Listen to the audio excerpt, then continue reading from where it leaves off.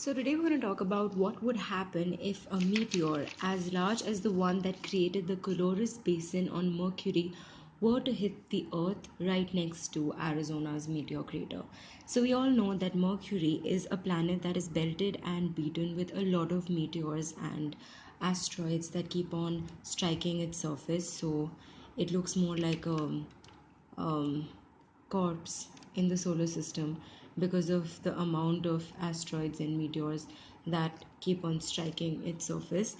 Now, what would happen if the Earth was belted by a meteor that was as large as the one that caused the Colorus Basin on Mercury? Now, we all know about Arizona's meteor crater, which is one of the most well preserved craters on Earth, which helps us to understand what exactly happens when a meteor hits the surface of a planet or a star anywhere in the solar system. So let's dive straight into this.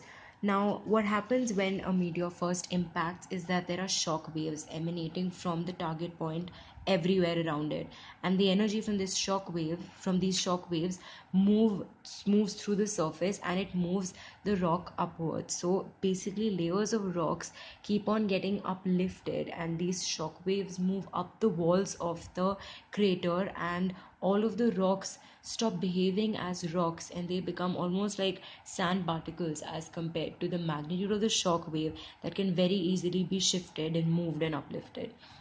So what would happen after that is that there would be obviously a massive explosion, and chunks of molten material would enter into the atmosphere. There would be meteor showers everywhere, and these seismic waves from the impact point or center would travel all around the globe, uplifting soil everywhere. It would also cause a lot of tsunamis, massive tsunamis, so all the coastlines would be severely affected.